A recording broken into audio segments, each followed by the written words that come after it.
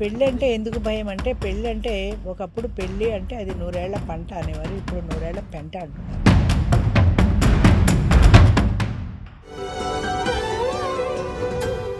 అందరికీ నమస్కారం. Welcome to Dhatri TV. ఈరోజు మన ఎక్స్క్లూజివ్ పెద్ద బాలశిక్ష ధాత్రి ఛానల్లో మన రాజీపడి రాజేశ్వరి గారితో ఇంకొక డిఫరెంట్ టాపిక్, ఇంకొక డిఫరెంట్ డే, ఇంకొక డిఫరెంట్ కాన్వర్సేషన్. మీరు రెడీగా ఉన్నారా? ఎస్, నా దగ్గర ఒక డిఫికల్ట్ క్వశ్చన్ ఉంది. మీరు రెడీయా? షూరా? షూర్. అంతే అంటారు? ప్రిపేర్డా? నువ్వు ఎలాంటి డిఫికల్ట్ క్వశ్చన్స్ వేసినా నేను ఆన్సర్ చేస్తాను. అందుకే కదా పెద్ద బాలశిక్ష అన్నావు. ఓకే, మామూలుగా ఒక 20 years 25 years ఆడపిల్ల ఉంటే మీ జనరేషన్లో, మన మధ్య జనరేషన్ అనుకుందాంలేండి, అప్పుడు 20 years వచ్చినప్పటి నుంచి ఇంకా పెళ్లి చేసేయాలి, పిల్లోడు ఇంట్లో ఉన్నాడు, అబ్బాయి అమ్మాయి ఇంట్లో ఉన్నారు, త్వరగా చేయాలి, అలా ఉండేది కదా. అప్పుడు పేరెంట్స్ పెళ్లి అని డిసైడ్ చేసి చెప్పేవాళ్ళు. ఇప్పుడు మా జనరేషన్లో ఏమైందంటే ఫస్ట్ అడుగుతున్నారు, ఏమా పెళ్లి చేసుకుంటావా? ఇప్పుడు డెసిషన్ ఏమైంది? అమ్మాయి చేతిలోకి వెళ్ళింది, పిల్లల చేతిలోకి. అమ్మాయి అంటారు పిల్లల చేతిలోకి వెళ్ళింది, పిల్లల చేతిలోకి వెళ్ళింది కదా. సో అప్పుడు ఆ డెసిషన్ మేకింగ్ పెళ్లి నుంచి నేను పెళ్లి చేసుకోవాలా వద్దా అనేదాకా మారింది కదా. ఎందుకు అలా మారింది? పేరెంట్స్ డెసిషన్ మేకింగ్ నుంచి పిల్లల డెసిషన్ మేకింగ్ వరకు వచ్చింది. పూర్వం పిల్లలు అసలు పిల్లల్ని వాళ్ళ ఇంపార్టెన్స్ని కానీ వాళ్ళ పర్మిషన్ గురించి కానీ పేరెంట్స్ ఆలోచించేవాళ్ళు కాదు. నాకు 13 ఏళ్ళకి పెళ్ళి అయింది అంటే ప్రతిదానికి నాతో కంపారిజన్ అని కాదు, జనరల్గా చెప్తున్నా. మా వాళ్ళు మాట్లాడుకున్నారు, వాళ్ళు అంతా డిసైడ్ చేసేసారు. అంతా డిసైడ్ చేసిన తర్వాత మా నాన్నగారు నన్ను పిలిచారు. అంతా అయిపోయింది, డెసిషన్ అంతా అయిపోయింది. పెళ్లి చేసేద్దాం అనుకున్నారు, డిసైడ్ చేసుకున్నారు, డేట్ అంతా ఫిక్స్ చేసుకున్న తర్వాత అమ్మ ఇలా నీకు పెళ్లి చేద్దాం అనుకుంటా, నీకు ఇష్టమేనా అని అడిగారు. నువ్వేం చెప్తావు? వయసు 13, అసలు పెళ్ళి అంటే ఏమిటో తెలియని వయసు ఒకటి. 2 నాన్న కూర్చుని డైరెక్ట్గా మనం మాట్లాడేంత చదువు లేదు. అదొకటి ఫస్ట్ టాపిక్. అంచేత మనం బుర్ర ఇలా ఊపాలో తెలియక అటు ఇటు కాకుండా ఊపాను. ఇలాగే వాళ్ళు భావించుకున్నారు. నేను ఒకవేళ ఇలా ఊపినా కూడా వాళ్ళు ఇలాగే భావించుకున్నారు, పెళ్లి చేశారు, అయిపోయింది అంతే. అంచేత పూర్వం ఆడపిల్లల ఇష్టాలకి ఇంపార్టెన్స్ ఎంత మాత్రమూ లేదు. అబ్బాయిలకి కూడా లేనట్టే, నామకే వాస్తేనే. వాడు భయంతో, భక్తితో కూడిన, గౌరవంతో కూడిన ప్రేమతో ఉండేవాడు, ఓకేనే అనేవాడు. అంచేత ఎవరికి ఇంపార్టెన్స్ లేదు అక్కడ, పేరెంట్స్కే ఇంపార్టెన్స్. వాళ్ళే డిసైడ్ చేసేవాళ్ళు, వాళ్ళే పెళ్లి చేసేవాళ్ళు. కాలం మారుతున్న కొద్దీ, అంటే మనుషులు మారుతున్న కొద్దీ, జనరేషన్స్ మారుతున్న కొద్దీ అభిప్రాయాల్లో తేడాలు వచ్చాయి. పిల్లలకు పేరెంట్స్కు కూడా అభిప్రాయాల్లో తేడాలు వచ్చాయి. వాడికో మాట చెప్పి పెళ్లి చేస్తే పోతుంది కదా అన్న భావానికి పేరెంట్స్ వచ్చారు. అంచేత ఒరే ఇగో ఈ సంబంధం చూశాను రా, నువ్వు కూడా చూసావు కదా, పెళ్లి కూతురు నచ్చింది కదా, మేము పెళ్లి చేసేద్దాం అనుకుంటున్నాం అని నామకే వస్తే అడిగేవారు. నాకు ఈ పెళ్లి వద్దు అని వాడు కూడా చెప్పేవాడు కాదు, అంత ధైర్యము లేదు. వాళ్ళు చేసేద్దాం అనుకుంటున్నారా అన్న తర్వాత మనం ఓకే అండమే, కాదంటే ఇది కూడా పోతుంది కదా. కానీ అడిగేవాళ్ళు, నామకే వాస్తేనే అడిగేవాళ్ళు. కానీ నామకే వాస్తేనే వాడు చేసుకోను అంటే ఏం జరుగుతుందో తర్వాత సంగతి. వాడు చేసుకోను అనేవాడు కాదు, చేసుకుంటా అనేవాడు, అయిపోయేది. ఆ తర్వాత అమ్మాయిలకి ఆర్థిక స్వాతంత్రం వచ్చిన తర్వాత, చదువుకున్న తర్వాత, హైదరాబాద్ లాంటి బస్తీల్లో ఉద్యోగాలు చేసుకోవటం మొదలెట్టిన తర్వాత అమ్మాయిలకి స్వాతంత్రం పెరిగింది, ఇదివరకు కంటే కూడా పెరిగింది. అమ్మ పెళ్లి చేయమంటావా, సంబంధాలు చూడమంటావా అని అడుగుతున్నారు. సంబంధాలు చూసే ముందే అడుగుతున్నారు, చూడమంటావా? అది చూడమంటే చూస్తారు, లేకపోతే లేదు. చూసినా ప్రయోజనం లేదు కదా అది చేసుకోనంటే, అందుకని ముందే అడుగుతారు. సరే చూడండి అని గ్రీన్ సిగ్నల్ ఇచ్చింది అనుకో, అప్పుడు చూస్తారు. 10 సంబంధాలు ఏదో చూసి టిక్లు పెడతారు, ఆ 10 దీన్ని చూపిస్తారు, వాటిలో ఏదో ఒకటి సెలెక్ట్ చేసుకుంటుంది. లేదు సెలక్షన్ టైంలో కూడా అది నాకు ఈ సంబంధం వద్దు అందనుకో, మానేయటమే. ఎంగేజ్మెంట్ దాకా వెళ్ళి మానేసిన సందర్భాలు కూడా చాలా ఉన్నాయి. ఎంగేజ్మెంట్ అయిపోయి అప్పటి వరకు వాళ్ళు ఇష్టపడి వాళ్ళిద్దరూ మాట్లాడుకొని, వాళ్ళ మాటల్లో వాళ్ళిద్దరికీ అభిప్రాయ భేదాలు వచ్చి, నాన్న నాకు ఈ పెళ్ళొద్దు, ఆ పిల్లాడు సరిగా మాట్లాడటం లేదు, లేదా మంచోడు కాదు అంటే, సరేనమ్మా క్యాన్సిల్. సేమ్ అబ్బాయికి కూడా అంటే అట్లే మారుతూ వచ్చింది, అలా మారుతూ వచ్చింది. అంటే అమ్మాయికి అబ్బాయికి ప్రాధాన్యత పెరిగింది, పిల్లలకి.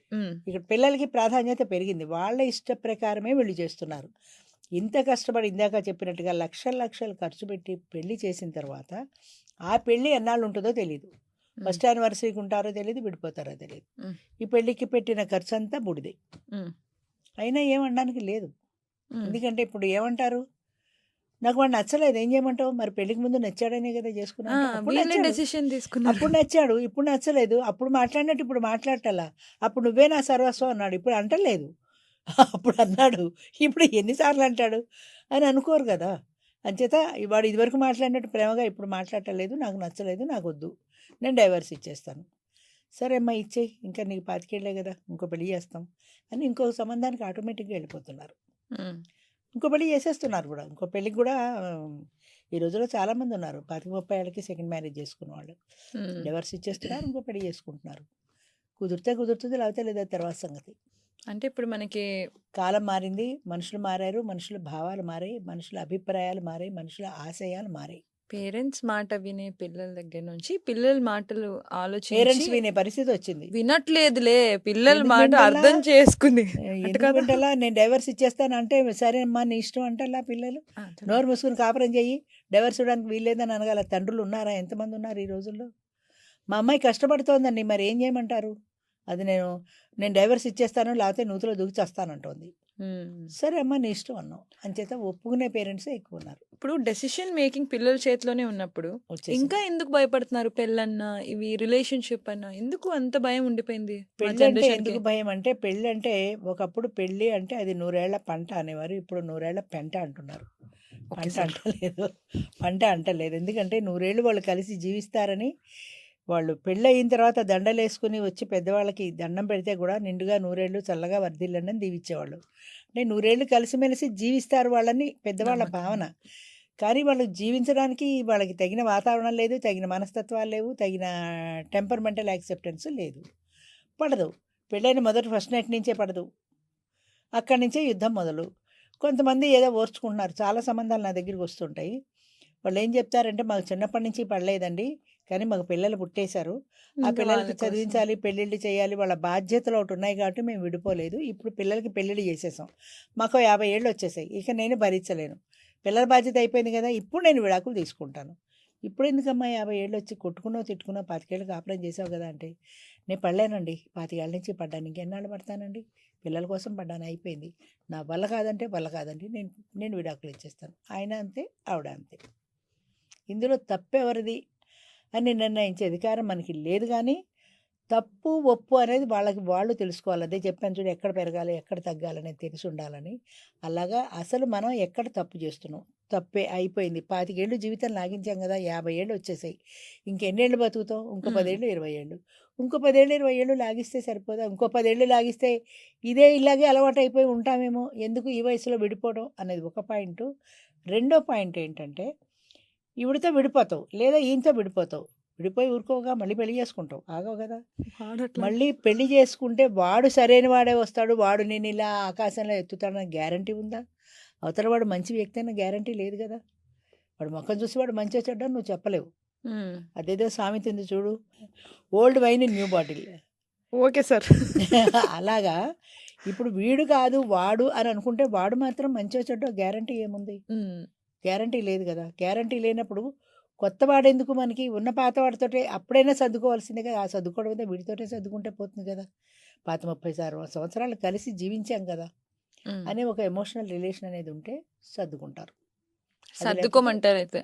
సర్దుకోవాలి అంటున్నాను, కొన్ని సర్దుకోమంటాను కాదు, చోట్ల సర్దుకోవాలి, సర్దుకుంటేనే అన్నిటికీ సర్దుకోవాలి. పెంచుకోకూడదు. సర్దుకుంటేనే జీవితం ఎడుతుంది, సర్దుబాటు లేని జీవితమే అదే ఇప్పుడు లేదమ్మా. అదే ఇందాక నేను అడుగుతున్నాను కదా, పెళ్ళి అంటే ఎందుకు అంత భయపడిపోతున్నాం మేము?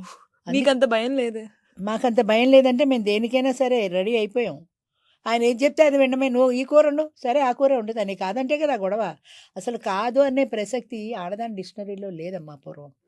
ఇది నేను చెయ్యను, ఇది కాదు, ఇది లేదు అనే ప్రసక్తి లేదు. వాడు చెప్పింది చేయడమే ఒకటే అది తెలుసు. కరెక్టేనా అట్లా ఉండేది? కరెక్టేనంటే ఆ రోజులు అలాగే నడిచాయి, అప్పుడు అదే తెలుసు. అంతే అంతే తెలుసు. ఆ తర్వాత మా అమ్మగారు ఎప్పుడు చెప్తుంటారు, ఆడదానికి స్వతంత్రం వచ్చిన దగ్గర నుంచి దేశం ఎలా తగలబడింది అని.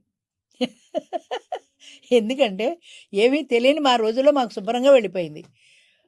ఒక 50 ఏళ్ళ వెనక్కి చూసుకుంటే అసలు విడాకులు అన్న మాటే లేదు దేశంలో. మన కానీ దేశంలో చాలా విడాకులు అనేది మంది లేదు. కూడా ఇవన్నీ తీసుకున్నారు కదా, భరించారు ఫిజికల్ భరించారు అబ్యూజ్, భరించారు, వైలెన్స్. అదే అంటున్నా, భరించారు. కానీ కాపురాలు నిలబడ్డాయి కదా. భరించిన ఎందుకు అట్లా ఎందుకు ఉండాలి? ఎట్లా ఉంది అంటే, వాడిని నేను భరించనంటే ఏం చేయాలి? ఇవిడ ఎక్కడికి ఓకే, వెళ్ళాలి? అప్పుడు పుట్టింటికి ఆప్షన్స్ రావాలి. లేదు. వేరే చదువు లేదు కదా, చదువు సంధ్య ఉద్యోగం లేదు కదా, పుట్టింట్లో బతకాలి. సరే పుట్టింటికి వస్తుంది, అమ్మా నాన్న భరిస్తారు. ఎన్నాళ్ళు భరిస్తారు? ఈవిడ 25-30 ఏళ్ళకి పుట్టింటికి వచ్చేస్తే అప్పటికి వాళ్ళకి ఒక 60 ఏళ్ళు వస్తే ఈవిడ జీవితం అంతా వాళ్ళ దగ్గర వెళ్తుందా? ఉమ్. ఈవిడ పేరెంట్స్ ఈవిడ కంటే పెద్దవాళ్లే కదా. ఏదో ఒక టైంలో వాళ్ళు వెళ్ళిపోతారు. ఉమ్. అప్పటికి ఈవిడకో 50 ఏళ్ళు 60 ఏళ్ళు వస్తాయి. వచ్చిన తర్వాత ఈవిడ ఎవరి దగ్గర బతుకుతుంది? ఈవిడ లైఫ్కి సెక్యూరిటీ ఏది? తల్లి తండ్రి ఉన్ననాళ్ళు పోషిస్తారు, తల్లి తండ్రి చచ్చిపోతారు. తల్లి తండ్రి చచ్చిపోయాక ఎవరి దగ్గరికి వెళ్ళాలి ఈవిడ? ఉమ్, ఆవిడ అక్క చెల్లెళ్ళు అన్నదమ్ములు ఉంటే వాళ్ళ దగ్గరికి వెళ్ళాలి. వాళ్ళ కాపురాలు వాళ్ళు చేసుకుంటున్నారు, వాళ్ళ గొడవల్లో వాళ్ళు ఉన్నారు. ఆ ఇంటికి నువ్వు ఒక అడిషనల్ బర్డెన్గా వెళ్ళినప్పుడు ఉమ్, వాళ్ళు ఏ చిన్న మాట అన్నా నీకు అభిమానం వస్తుంది కదా, వచ్చి నాకేం కర్మ ఉమ్. వీళ్ళతో మాట్లాడడానికి అనిపిస్తుంది కదా. అందుకే అనిపిస్తే ఫినాన్షియల్ ఎక్కడికి వెళ్తావు? ఇండిపెండెన్స్ నేర్చుకున్నారు ఆడపిల్ల. అవసరం అవసరం ఆడదానికి ఫైనాన్షియల్ ఇండిపెండెన్స్ కూడా అవసరం. అంచేత గచ్చెత్తర లేదు కాబట్టి కొట్టినా తిట్టినా మొగుడు ఇంట్లోనే ఉంటే ఇది నా ఇల్లే, మొగుడు కొడితే కొట్టాడు, తిడితే తిట్టాడు, నా ఇంట్లో నేను పడి ఉంటానన్న భావనతోటి పడి ఉండాల్సి వచ్చేది కంపల్సరీగా. అంతకంటే వేరే ఆప్షన్ లేదు వాళ్ళకి. ఉమ్, ఇప్పుడు చాలా ఆప్షన్స్ వచ్చాయి, చదువుకుంటున్నారు, ఉద్యోగాలు చేస్తున్నారు, ఛాయిస్లు వచ్చాయి. ఇష్టం లేకపోతే వాడిని వదిలేస్తారు, ఇంకో పెళ్లి చేసుకుంటారు, వాడిని వదిలేస్తారు, ఇంకో పెళ్లి చేసుకుంటారు, ఎన్నైనా చేసుకోవచ్చు. ఉమ్, ఆ రకంగా అవకాశాలు వస్తున్న కొద్దీ కూడా వాటిని ఉపయోగించుకోవడం మొదలెట్టారు. చదువుకుని ఆర్థిక స్వతంత్రం వచ్చిన దగ్గర నుంచి ఆడదాని మనస్తత్వంలో చాలా మార్పు వచ్చింది. అంటే ఇదివరకుట్లాగా కార్యేషు దాసి కరణేష్ మంత్రి అని పడి ఉండాలని లేదు. ఇష్టమైతే ఉంటా, లేకపోతే లేదు. ఇష్టం లేకపోతే నీకు విడాకులు ఇచ్చేస్తా, వెళ్ళిపోతాను, కొంచెం నా ఇష్టం వచ్చినట్టు ప్రశాంతత నేను ఉంటాను. ఉంటది. అది రచ్చ గొడవలు. ఉందా ప్రశాంతత? అదే అడుగుతున్నా. అది విడాకులు ఇచ్చేస్తే నీకు ప్రశాంతత ఎక్కడుంది? ఉందన్న గ్యారంటీ ఉందా? రేపు పొద్దున చేసుకోబోయేవాడు మంచివాడు అవుతాడన్న గ్యారంటీ ఉందా? వాడితో జీవితం సక్సెస్ఫుల్గా పెడుతుందన్న గ్యారంటీ ఉందా? ఇప్పుడు నాకు ఇంకో క్వశ్చన్ ఉంది. చెప్పు. అంటే ఇప్పుడు ఎలాగో అన్ని ఈక్వల్ గానే ఉన్నాయి కదమ్మా. ఇప్పుడు అవును. అబ్బాయికి చదివిపిస్తున్నారు, అలానే అమ్మాయిని చదివిపిస్తున్నారు. అబ్బాయి ఏ ఉద్యోగం చేస్తున్నాడో అమ్మాయి అదే ఉద్యోగం చేస్తుంది. అవును. కొన్నిసార్లు అబ్బాయి ఎంత రాణిస్తున్నాడో అమ్మాయి కూడా ఒక్కోసారి కొంచెం ఎక్కువే సంపాదించుకోగలిగిన ప్లేస్ లో ఉంది. స్థాయిలో ఉన్నారు. అప్పుడు అవును. ఈ పెళ్ళి ఎందుకు అనేది అనిపిస్తుంది కదా. ఇప్పుడు అదే కదా అనిపిస్తోంది. అది కాలం మారుతోందంటే ఇప్పుడు అదే కదా నాకు మారుతోంది. అమ్మాయిలు ఎందుకు పెళ్ళి పెళ్ళి ఎందుకు అంటే ఒక సామాజిక కట్టుబాటు. పెళ్ళి అనేది కూడా ఒక సామాజిక కట్టుబాటు. ఉమ్, ఆ సామాజిక కట్టుబాటులో స్త్రీకి పురుషుడు అవసరం ఉంది, పురుషుడికి స్త్రీ అవసరం ఉంది. పెళ్ళి లేకుండా ఎన్నాళ్ళు ఉంటావు? నీకు ఒక మగతోడు కావాలని అనిపించే వయసులో అనిపించదా? 25 ఏళ్ల వయసులో మగతోడు కావాలనిపిస్తుంది కదా, ఉమ్. అప్పుడు ఏం చేస్తావు? అదే ఇప్పుడు ఆ లిస్ట్ ఏంటి, ఆ అబ్బాయికి ఎందుకు కావాలనిపిస్తుంది అనేది ఒక లిస్ట్ ఉంటుంది కదా మనకి.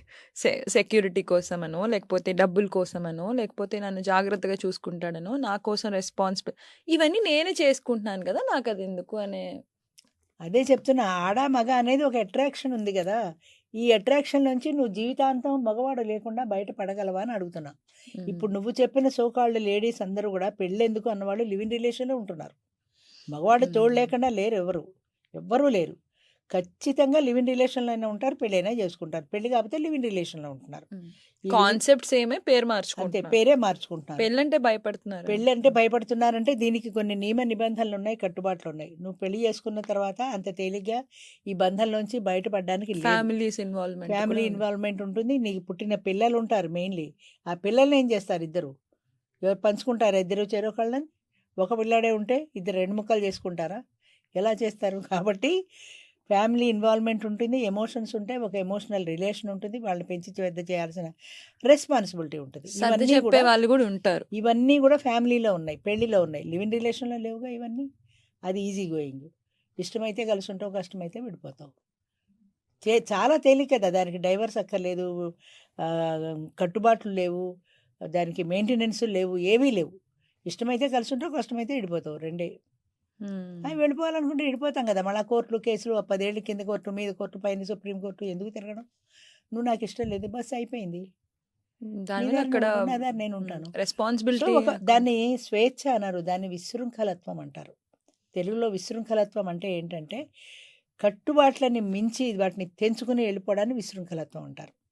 స్వేచ్ఛ ఎంతవరకు? ఒక పరిధి ఉంటుంది, ఆ పరిధి లోపల నీకు స్వేచ్ఛ, నీకు స్వతంత్రం. ఆ పరిధి దాటితే అది విశృంఖలత్వం. అంటే ఇప్పుడు చూడు, దాన్ని ఏమంటారు, ఒక భర్తకు ఒకటే భార్య, ఒక భార్యకు ఒకటే భర్త. అది ఒకప్పుడు కాన్సెప్ట్. అది మానేసి 10 మంది మొగుళ్ళని ఇది, 10 మంది పెళ్ళాన్ని వాడు మార్చేవాళ్ళు ఎవరుంటారు? ప్రాస్టిట్యూట్స్ ఉంటారు. నార్మల్ లేడీస్ ఉండరు కదా అలాగా. వాళ్ళకి వీళ్ళకి తేడా ఏంటంటే వాళ్ళు 10 మందితో తిరుగుతారు, వీళ్ళు ఒకళ్ళతోటే నమ్ముకొని ఉంటారు. మనం కూడా ప్రాస్టిట్యూట్స్లో అయిపోయాం కదా, వాళ్ళు మార్చేస్తుంటే. వినడానికి చాలా కష్టంగా ఉంటుందమ్మా, కానీ వినడానికి చాలా కష్టంగా ఉంటుంది కానీ but it is a fact. అబద్ధమా? నువ్వు కూడా 10 మంది మార్చినప్పుడు వాడికి నీకు తేడా ఏంటి? లివ్ ఇన్ రిలేషన్ ఉంది. లివ్ ఇన్ రిలేషన్ ఎందుకు కోరుకుంటున్నారు? అందులో స్వేచ్ఛ, స్వతంత్రం ఉంది అని. ఈ బాదర్ బందీలు లేవు, పెళ్ళి పిల్లలు ఈ గొడవలన్నీ లేవు. ఇష్టమైతే కలిసి ఉంటాం, కష్టమైతే వద్దు అనుకుంటాం, విడిపోతాం, కోర్టులు కేసులు విడాకులు లేవు, మెయింటెనెన్స్ లేవు, అన్నీ బాగున్నాయి. కానీ అక్కడ కూడా పడలేదు. ఉమ్. అక్కడ కూడా సరిపడలే ఇద్దరికి. ఏం చేస్తారు? వద్దనుకుంటారు, విడిపోతారు. విడిపోయాక ఏం చేస్తావు? విడిగా ఉండలేవు కదా ఒక్కడివి, విడిగా ఉండలేవు కదా ఒక్కదానివి. అప్పుడు మళ్ళీ ఇంకోని చేసుకుంటావా? ఉమ్. వాడితో కూడా పడిపోతే ఇంకోని చేసుకుంటావా? అంటే నువ్వు 10 మంది మొగుళ్ళని మారిస్తే ప్రాస్టిట్యూట్కి నీకు తేడా ఏంటి? లివ్ ఇన్ రిలేషన్లో నేను మా వాళ్ళని అడిగే క్వశ్చన్ అదే. ఉమ్. మా దగ్గర లివ్ ఇన్ రిలేషన్ ఉంది తోడు నీడలో. ఉమ్. ఈ లివ్ ఇన్ రిలేషన్లో ఒక్కసారి మాత్రమే నీకు ఛాన్సు. అంటే ఇది కాదని నువ్వు లివ్ ఇన్ రిలేషన్కి వెళ్తే ఒకేసారి, వీడి కాదని నేను మళ్ళీ ఇంకోని చూసుకుంటా, మళ్ళీ ఇంకోని చూసుకుంటా అంటే కుదరదు, రానివ్వం వాళ్ళని. అంటే నువ్వు ఒకసారి, అది కూడా శాస్త్రంలో ఉంది. ఇప్పుడు మనం పాటిస్తున్నది మనుస్మృతి కాదు, పరాశర స్మృతి. మనుస్మృతి అనేది పూర్వకాలం ఉంది, ఉమ్. అది ఆ కాలంలో ఆ యుగంలో. ఉమ్. యుగాలు మారిన కొద్దీ ధర్మాలు కూడా మారుతూ ఉంటాయి. కలికాలంలో మనం పాటించవలసింది మనుస్మృతి. మనుస్మృతిలో 5 సందర్భాల్లో స్త్రీకి పునర్వివాహం ఇచ్చారు. గూగుల్లో ఉంటుంది, కావాలంటే చూడు. ఉమ్. 5 సందర్భాల్లో స్త్రీకి పునర్వివాహం ఇచ్చే అవకాశాన్ని పరాశర స్మృతికి అనిపించింది. మనుస్మృతిలో లేదది. ఉమ్. పరాశర స్మృతి ప్రకారం వైధవ్యం వస్తే పెళ్లి చేసుకోవచ్చు, భర్త దేశాంతరాలు వెళ్ళిపోయి ఉన్నాడో లేదో తెలియకపోతే పెళ్లి చేసుకోవచ్చు. అలా ఈ 5 సందర్భాల్లో స్త్రీకి పెళ్లి చేసుకునే అవకాశం పరాశర స్మృతి ఉమ్. కల్పించింది. కాబట్టి నువ్వు ఒకసారి అవకాశం ఇచ్చింది పరాశర స్మృతి. వరుసపెట్టి 10 మంది మొగుళ్ళని మార్చేయమని కాదు కదా.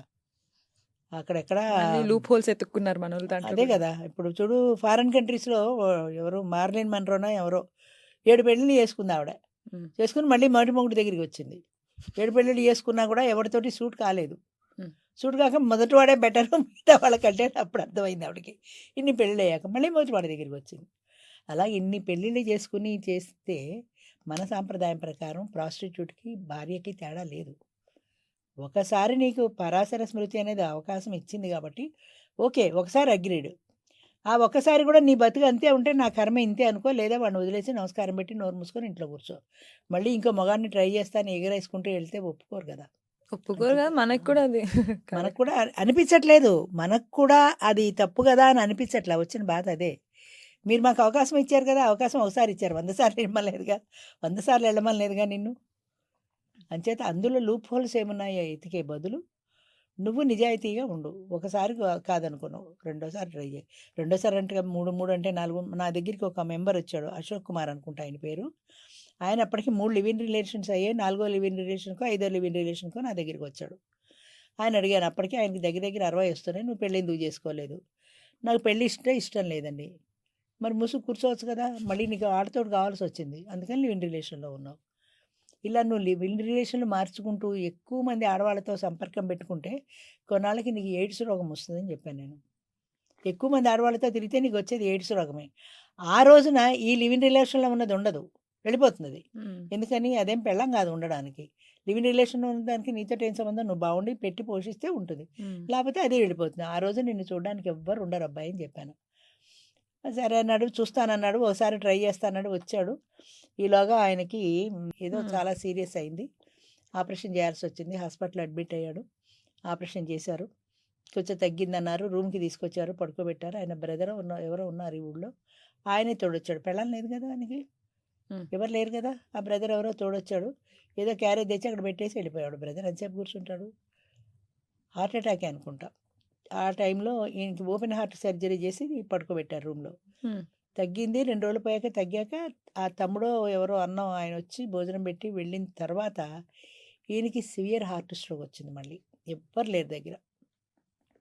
స్ట్రోక్ వచ్చి ఆ మంచం మీద పడుకున్నవాడు ఆ స్ట్రోక్కి ఇంత ఎత్తున ఎగిరి డామ్మని కింద పడి చచ్చిపోయాడు చివరికి. అదే ఆ భార్య పక్కన ఉంటే స్ట్రోక్ వస్తే గబుకని ఎమర్జెన్సీ డాక్టర్నో నర్సునో ఎవరినో ఒకరిని పిలిచి చూసుకునేది కదా, ఆవిడ కూడా లేదు కదా. ఉన్న అన్నగారో తమ్ముడో తిండి పెట్టాడు, వెళ్ళిపోయాడు ఆయన. అంచేత అలాంటి దురదృష్టకరమైన చావులు వద్దనే నేను ఎవరో ఒకరు తోడుతో కలిసి ఉండండి అని చెప్పేది. ఒక మనిషి అంటూ నీకు ఉండాలి ఆఖరి దశలో, చాలా అవసరం అది. ప్రతి మనిషికి, ఆడైనా మగైనా ఎవరైనా అవసరం. ఒక మనిషి అంటూ నీకు తోడున్నప్పుడు ఆ మనిషిని కష్ట సుఖాల్లో ఆదుకుంటారన్న భరోసాతో నువ్వు నిద్రపోతావు ధైర్యంగా.